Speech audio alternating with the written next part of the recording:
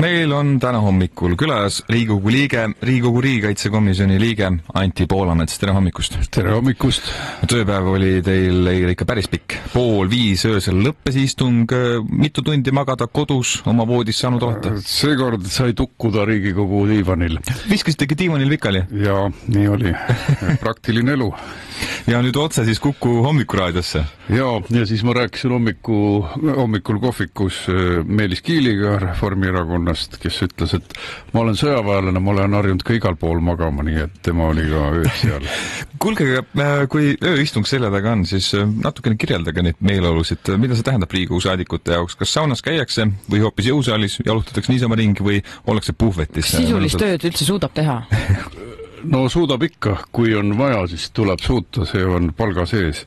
Aga muidugi, eks tööistungid on keerulised paljudele ja siis on kõik, et ma tegin ka ühe postituse keset tööd kella 2 paiku ja siis küsisin, kes selle koha peal istub, seal oli paar õlut laua peal. Ja muidugi vastus oli Juku-Kalle, et oli terve päeva võtnud, kogu aeg võtnud. Et see sõltub saadikust, mõni käib tõesti trennis, kui on pikk päev ja tal ei ole mingit tähtsat eelnõud seal tund aega tervisekeskuses. Aga mina kasutasin võimalust nagu muid töid ka teha, vahel kirju saata ja kui ei olnud minu jaoks oluline eelnõu. Kas siuke õllevõtt või üldse konjak või midagi sellist seal öistel pikkadel istungitel, kui levinud see on üldse? Ei ole levinud, see võib-olla vanasti oli levinum, räägitakse igasuguseid lugusid 90-ndatest aga lihtsalt on sellised nagu, ütleme, eestvedajad, kes hoiavad seda teemat üleval, et üldiselt ei ole võtmine levinud üleüldse ja kes on vanad olijad nagu riigikaitsekomisjoni üks nõunik, kes on 90-ndast aastast, ütleb, et olukord on ikka kardinaalselt muutunud. Selle koha pealt täitsa paremuse poole muidugi. Põhjus, miks ööistung niivõrd pikaks kujunes, on siis see, et on istungjärgu lõpp ja koalitsioonil oli vaja mõned olulised asjad veel enne jaanipäevale minekut ikkagi ära teha. Üks oluline asi, mis siis eile teise lugemise läbi, see oli see kirikute seadus. Kas selle kõrval läks ka selliseks võib-olla tulisemaks aruteluks mingil teemal? Seal on tõsisemad arutelud juba peetud, ehk siis ei olnud väga tuline. Aga teemad on üleval ja arvatakse, et president ei kuuluta seda ka teisel korral välja. Kes nii arvab? Jutud liiguvad. Sellised oletused on ka meie fraktsioonis, et on kuulda selliseid asju. Kas koalitsiooni esindajad samamoodi mures selle pärast? Ega siis ette ei teata, aga sellised arvamused on olemas. Vahel need arvamused osutuvad tõeks, et kuskil linnukesed siristavad ja... Mis see põhjus võiks siis olla? Tegelikult muudeti ju päris korralikult ära, pandi siin asju juurde, võeti ära.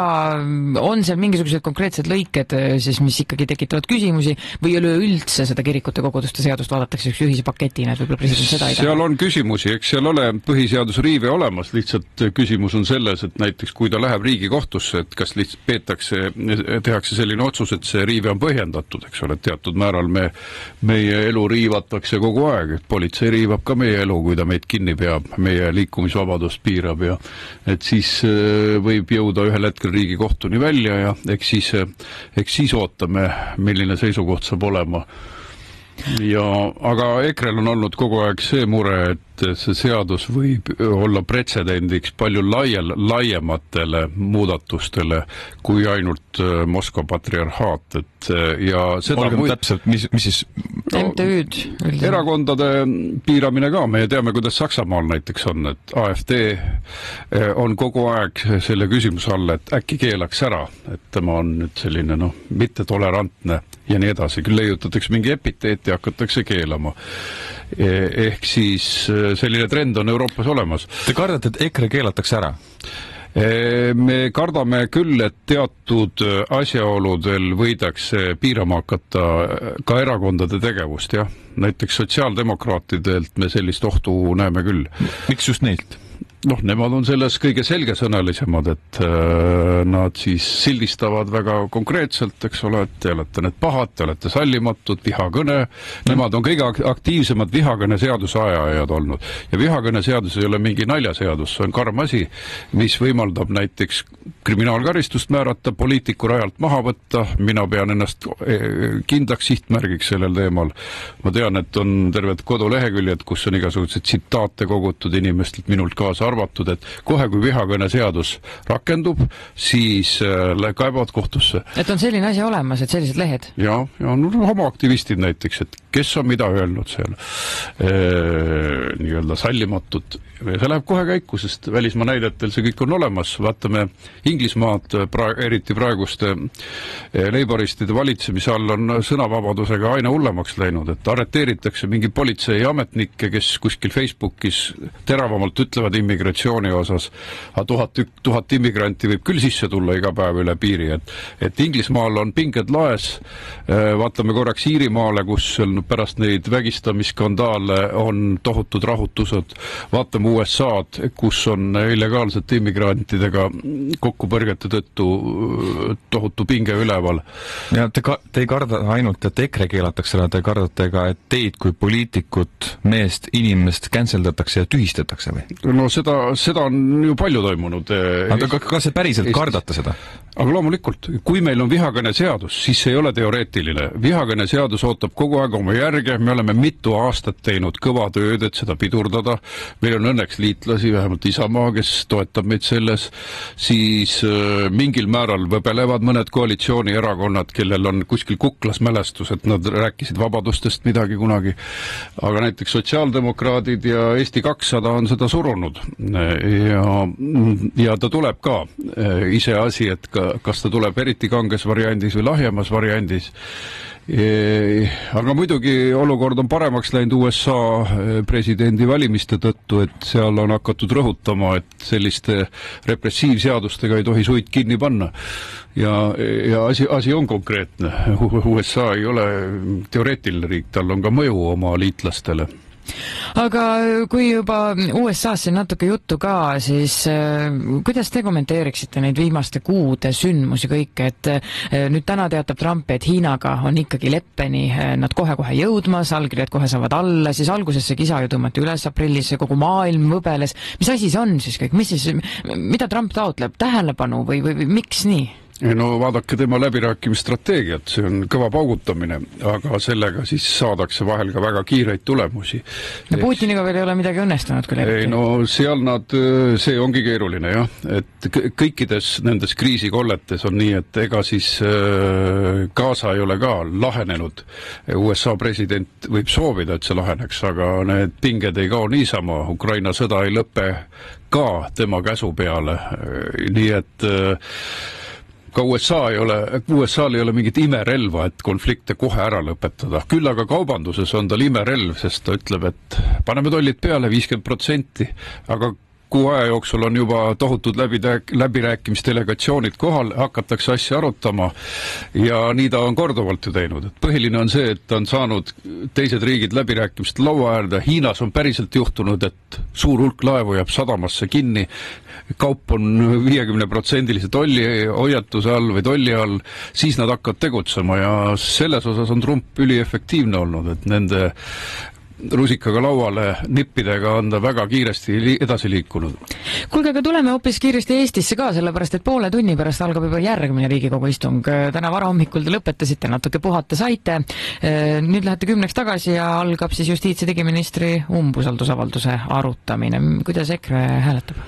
No me olime üks algatajaid ja meie jaoks oli üks peamine põhjus see, mis toimub Tartu vanglaga seoses, peame seda väga valeks asjaks, aga muidugi Pihlakodu juhtum, kus minister ka õigustas prokuratuuri alguses vähemalt, siis muutis meelt ja aga see on masendav olukord, mis oli nii vanadekodus, hooldekodus kui ka siis see vale suund, mis meile julgeolekuriski istutab selga Tartu vangla osas, on väga murettekitav. aga nüüd korra mõeldes ikkagi sellele umbusaldusavaldusele ka, et me siin Sandriga enne arutlesime, et kas see on nüüd opositsiooni töö, nagu ikka meeldib ka meedias ju öelda, või siis on lootust, et tuleb koalitsioon kaasa ka? Ma praegu ei looda, et koalitsioon tuleb kaasa, aga ma näen, et pinged on küll seoses Pakostaga ja mõnede teemadega, et Eesti 200 on küll tõsine 5 ratas vankri all, arvestades seda, et toetus on 2% jagu, siis ta veereb üldiselt sinna, kuhu reform seda käru suunab. Näiteks Tallinnas, näete, ei ole nii lihtne, et seal on koalitsioonipartnereid rohkem ja kohe käib kõva andmine. Ütlesid, et pinged Liisa Pakosta ümber peakohal on olemas. Kelle vahel see pinge siis on? Noh, ütleme, et temaga kõik koalitsioonisaadikud, ma olen aru saanud, ei ole rahul lihtsalt. Koridoris räägitakse? Noh, pigem nii, jah, selline mulje on, aga ega keegi talle vastuhäält andma ei hakka. Ja miks on koalitsioon mures, sest toetusi kukub ja EKRE on tõusnud teisele kohale. Ma just napilt küll. Napilt küll, aga trend on ülespoole ja ma näen seda trendi liikmete arvu lisandumisega, et meil on aastaga tulnud üle 800 liikme. Kui meil aasta tagasi oli mõnikene pereheitmine, siis ju väga pikalt on tulnud neid inimesi juurde ja minu enda ringkonnas mul on mitukümmend inimest, kes vajavad vastuvõtmist. Kogu aeg tuleb juurde, ma võtan 5 tükki vastu, jälle on 25 inimest, kes ühesõnaga, see näitab seda, et EKRE on tõusuteel. Nii et saate inimesi juurde? 800 inimest aastaga on partei jagu inimesi, võiks öelda. Jah, huvitav, kui viimasest aastast midagi EKRE kohta meenutada, siis meenutada tuleb seda, et Martin Helme erakonna juhina on üsna vaikne olnud. Kas teile ei tundu nii? Võrreldes varasemate aastatega? Ei tea, seda ma ei ole märganud, et ma ei tea, kus teil see mulje tekib, aga minu meelest on Madin päris kõva ja tegelikult sel aastal me saavutasime oma suurima asja ka, et seda ma tuletaks küll meelde, ja see on pikaajalise mõjuga, nimelt see sama valimisõigus, et me panime kanna maha ja me olime valmis ka saama sõimulaviini, et me oleme putinistid ja kõik teised, et miks me ei toeta kodakondsuse või mittekodanikelt valimisõiguse äravõtmist, aga meie leidsime, et halli passi omanikelt tuleb ka ära võtta. Ja kuna häälte künnis oli väga kõrge, siis meie tahe läks läbi. Halli passi omanikud kaotavad mitte nüüd nendel valimistel, aga järgmistel kindlasti siis ka valimisõiguse, hakkavad pigem siis Eesti kodakondsust taotlema. Et see oli kõige suurem muudatus kogu selle koosseisu ajal ja ilmselt jääb nii tükiks ajaks. Aga veel väga kiirelt ja lühidalt ja siis laseme teid ka kohe Riigikogusse tagasi. Mihhail Kõlvart natuke aega tagasi meil siin Hommikuradio eetris näiteks ütles väga enesekindlalt, et kindel on see, et Keskerakond Tallinnas kohalike omavalitsuste valimised võidab. Kas EKRE-l on olnud omavahel sellised arutelused, et kus kohas teie kohe kindla peale Eestis selle võidu noppida plaanite? Lõuna-Eestis on meil üle 30%, 33 ja olenevalt omavalitsusest, et sealt tuleb kindlasti võit numbrite järgi, aga vaadates ka seda, et kui dünaamiline ja väga oluline teema on kas või tuugenitööstuste tulek maale, siis palju uusi inimesi liitub ka sellepärast meiega, et see muudab mõnevõrra mänguseisu ja EKRE kasuks. Me võime mitmel pool Isamaast ette minna, kuigi numbrid näitavad võib-olla veel väikest edu, 1%-list edu, et see on mängumuutja. Anti Poolamets, kel tiksub armutult edasi, ma saan aru, teil tööpäev Riigikogus on algamas. Suur aitäh täna hommikul külla tulemast ja edukat neljapäeva! Aitäh!